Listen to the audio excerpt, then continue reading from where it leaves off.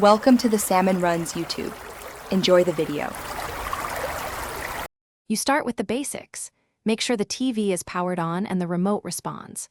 Once done, press Home to open the Smart Hub because the energy-saving option lives inside Settings. Navigate to the gear icon using the arrow buttons. This is faster than voice control for precise options. Make sure the TV is not in a screensaver or app. Exit any app first, then move to System or General depending on your Samsung model to locate power management. Now you navigate deeper. In Settings, choose General or System because Samsung shifts labels between models. Once inside, find Power Saving, Eco Solution, or Energy Saving. These names control backlight and standby behavior. Select the Energy Saving entry to reveal modes like On, Off, or Auto. You will see brightness adjustments tied to energy mode, so change the setting to Off if you want full brightness.